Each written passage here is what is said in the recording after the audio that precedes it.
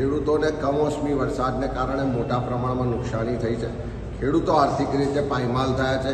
ખેડૂતોના સંપૂર્ણ દેવા માફ થવા જોઈએ. સાથે સાથે મહિલાઓએ આક્રોશ સાથે કીધું કે દરેક ગામમાં ગલીમાં પીવાનું પાણી નથી પહોંચતું, પણ દારૂની રેલમછેલ છે. દારૂ ને ડ્રગ્સની બધી એટલી હદે વધી છે કે યુવાધન નશાના રવાડે ચડીને બરબાદ થઈ રહ્યું છે.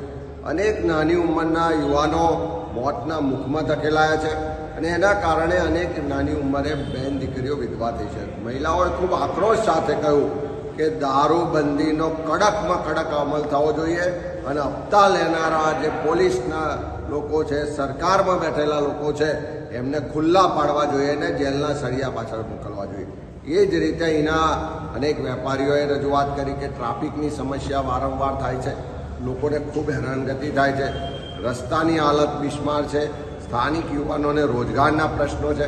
આ બધી જ હકીકતો, બધી જ તકલીફો, પ્રશ્નો લોકોએ આક્રોશ સાથે વ્યક્ત કર્યા છે અને આવનારા દિવસોમાં અમારી જિલ્લા કોંગ્રેસ સમિતિ હોય કે પ્રદેશ કોંગ્રેસ સમિતિ, અમારું તમામ નેતૃત્વ કાર્યકરો આ લોકોના પ્રશ્નો માટે અમે રસ્તા પર ઉતરીને લડીશું ને સડકથી લઈને સંસદ સુધી એમના અવાજને બુલંદ કરીશું. જન આક્રોશ રેલી ગુજરાતના રાજકારણમાં શું પરિવર્તન લાવશે, કઈ રીતે જોવો છો?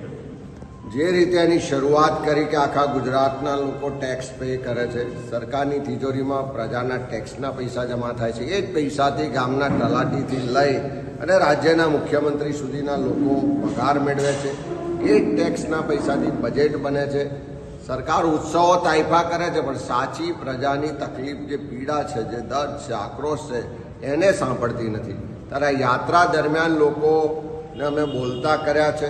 લોકો હવે ખુલીને બોલી રહ્યા છે, રસ્તા પર ઉતરીને લડવાની તૈયારી બતાવી રહ્યા છે.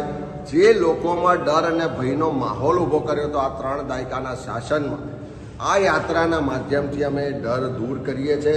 અને હું તમને વિશ્વાસ સાથે કહું છું કે આ યાત્રા આખા ગુજરાતમાં ભ્રમણ કરીને જ્યારે પૂરી થશે ત્યારે આખા ગુજરાતના લોકોનો ભય દૂર થશે, ડર દૂર થશે.